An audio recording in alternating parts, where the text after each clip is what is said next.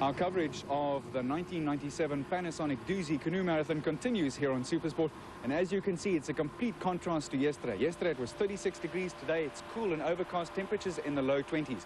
But today, second day, is without doubt the trickiest of the race. My co-commentator is Alistair Maynard, a veteran of 14 Dusi Canoe Marathons. Ali, looking at the race ahead, what can we expect from the top paddlers? What will the strategy be? John Edmonds will obviously want to get as far away from Mark Perro as he can before the dam.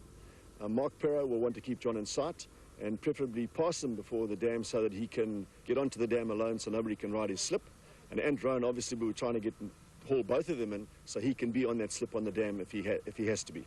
Then lots of strategy planning too. There are some weirs and some portages that the guys would want to ride, some will want to run it.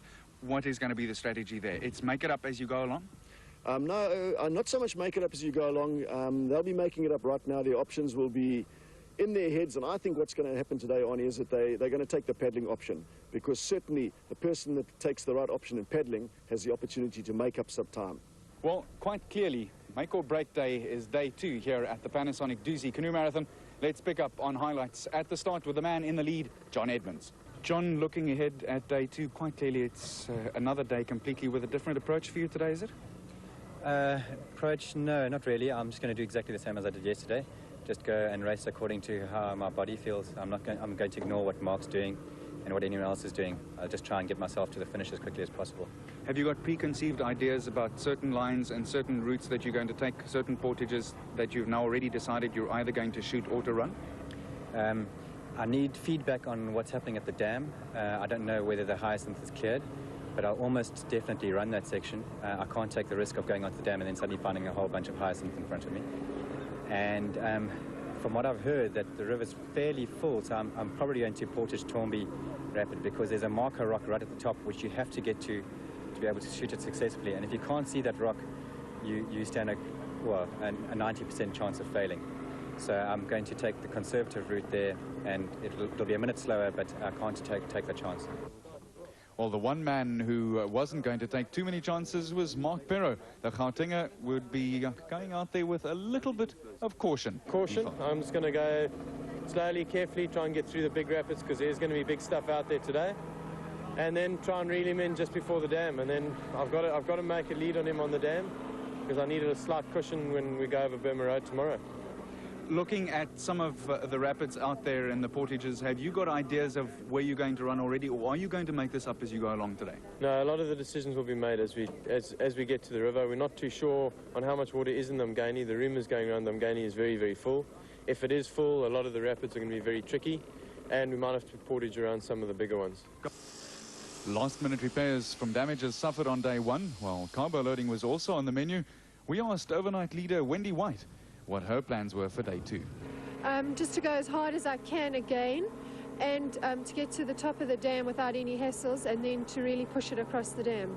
Have you got any preconceived ideas about where you're going to portage or where you're going to try and shoot weirs, etc.?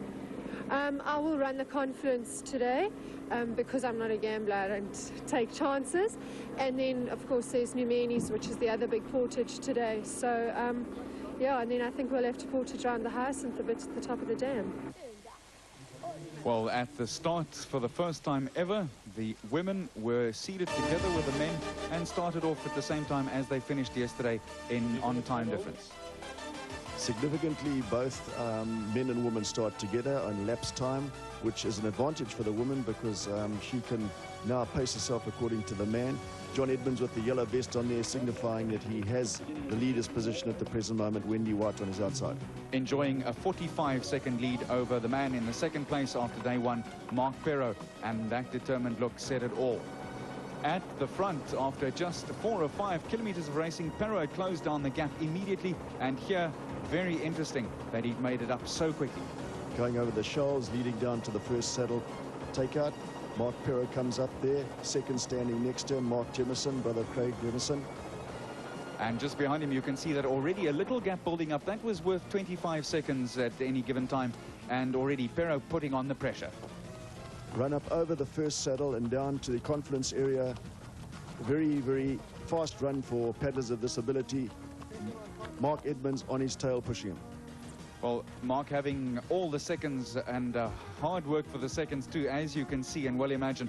And that 25-second, 30-second gap, Edmonds still keeping the pressure on. But amazing how quickly Pero closed the gap and passed Edmonds, who was the overnight leader. Very, very wet conditions, slippery and very muddy, and that of course makes it even more interesting. And Ali, here at the washing machine, one of the big mistakes for the day for John Edmonds. John takes a very interesting line here, which takes him over a dry rock. He must have known there was a little bit of water there, because you can see him slide down the slip, but Mark taking the better line on the left-hand side. There comes John down now. Pero needing a hand down there and working his way through, but already a little bit of a gap developing here. Of course, also interesting that Fordyce and Neil Evans, they were 6th in the K2s, and Evans moaning about the fact that he couldn't get Fordyce dressed. In the meantime, Naas Botha and Chalupsky were also prepared. Sure, you know, it's the thing, I've never experienced things like this, and it's difficult to explain how you feel about it. I think the best is you must come and do it yourself. Well, it's not quite that easy for the rest. At the start, some of the development canoeists, and good work being done in the valley in exactly this form. Tremendous work being done here. People have put in a lot of time, and it's tremendous to see that people who live in the valley are now participating in the race. At the start, a bun fight. Fordyce and Evans preparing to go off in their group, and I don't know if Fordyce knew what was ahead for him later in the day. And Botha, well, with only 6 hours sleep the night before, he really came through very strongly with Chalupsky. Off in a big bunch, and at the start you quite clearly have to be very careful. Evans and Fordyce in the middle of your screen, away without major trouble. The man who was causing the major trouble for the rest of the competitors was Mark Pero, screaming away and putting on the pressure. This is at Numeni and enjoying all of a sudden a 1 minute and 23-second lead on John Edmonds. Mark Pero came up Numeni Hill very, very strongly and started to take some time out of John Edmonds as they went over the top down to the big rapids at the bottom, where Mark took the long portage and John elected to get into the river and shoot the rapids in an attempt to make up time that he knew he'd lost on this hill due to Mark's strong running.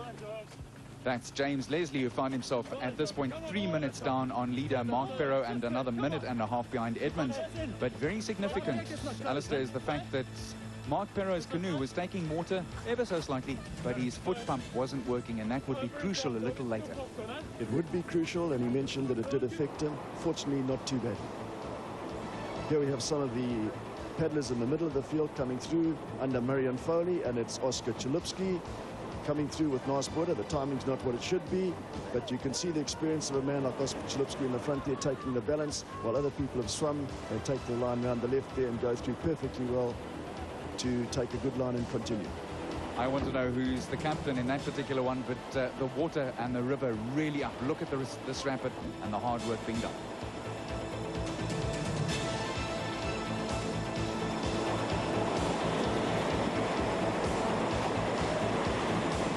Oh, so close and yet so far.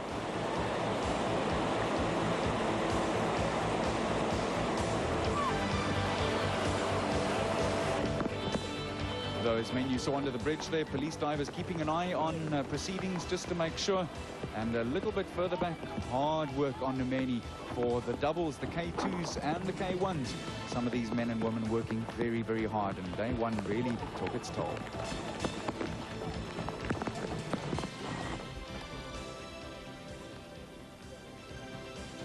Well, this is James Leslie coming through the rapid known as Hippo. And ahead of him by more than 3.5 minutes now, John Edmonds, and just ahead of Edmonds, it's Pero. So the fight for third place is developing into quite a serious race, and this man going very well in third spot now. Indeed, Leslie putting in a very spirited challenge, and the river conditions at this point suiting him perfectly. Lovely river. Paddlers coming in here to Hippo Rocks, taking the right line round the side. Graham Pope Ellis at the top there, just coming in. Kenny Reynolds in front of him. You can see the big drop. Graham turning, coming down to the drop, and then very, very unusually for Graham, having a bit of a swim. That is something you will not often see. 15 times winner Graham Pope Ellis becoming a swimmer, and he had another swim just a little later in the day as well, but that was quite remarkable on its own. Back in the boat, working hard again, the Pope.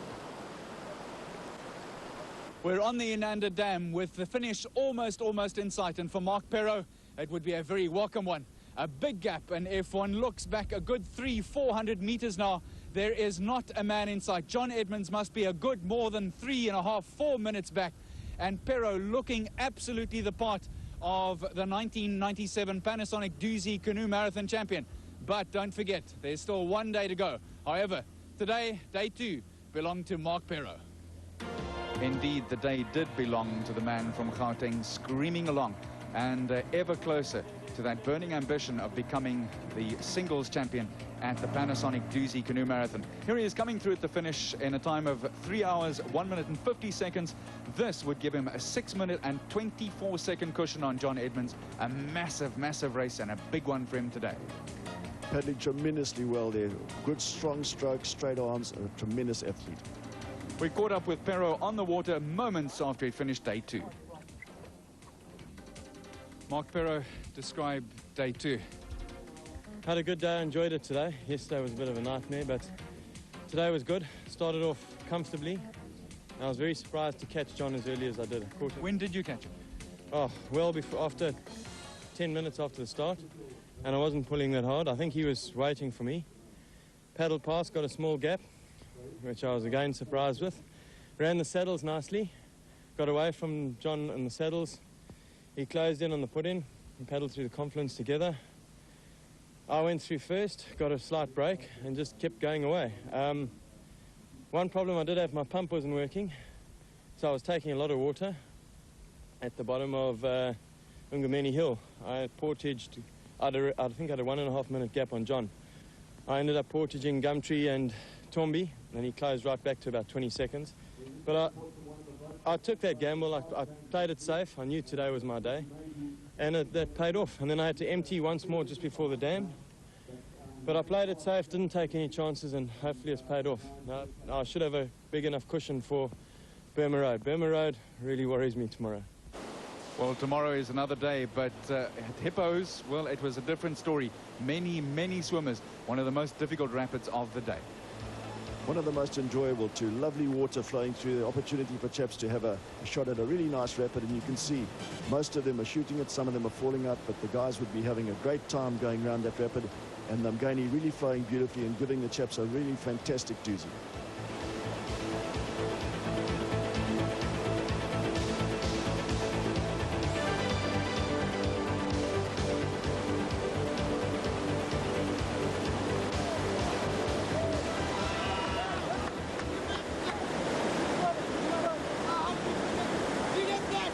Yes, we got it indeed, and thanks for pointing it out to us.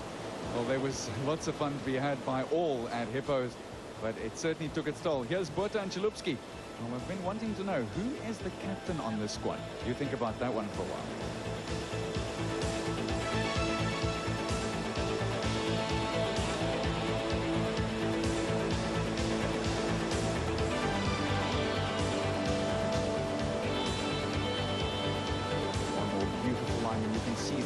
The river is in full flow, and look at that one, and so close, but it wasn't to be.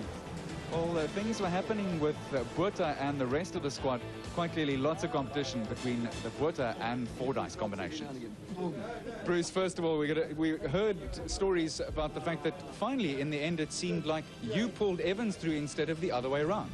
Now, to be fair to him, he pulled me for about 3 hours and 40 minutes. And I pulled him for the last 5 minutes. Tell us what happened out there. No, I think we went very well. We had a good, we ran well, and the river was big. We had 2 swims, but the one doesn't really count because it was only a short one. But the other one was a big one. And in order to get to the bank, I found that doing breaststroke didn't work. I had to do backstroke. And I hope you were glamorous. My head is completely ruined. Does that say it all? Excellent, excellent. I'm feeling excellent. I'm quite fresh. And no, be serious now. no, I am very serious. No, I'm not feeling too badly. To be honest, Arnie, I thought that last night I won't be able to walk, and today not even be able to canoe or whatever. But I'm feeling fine. Give us your verdict. Compare today and yesterday's effects as to 80 minutes on the park against the All Blacks. It's totally different, and there's a lot of guys that will never experience 80 minutes against the All Blacks. And there's also a lot of guys that's never going to experience this. And luckily, I've done both. Right now, your big mate and competitor, Bruce Fordyce, wanted to know if after this you have a little chance of having a fling at the comrades. Now, I've decided after running a couple of hills here that I'm never going to do the comrades. And I think it's also fair. It's the same as I challenge him for a kicking competition from the halfway line. Not bad loss. The women's winner after day 2, again, overnight leader Wendy White. We'll see you back on Sunday at 8 o'clock for the finish of the Panasonic Dusi Canoe Marathon. The 1997 Panasonic Dusi brought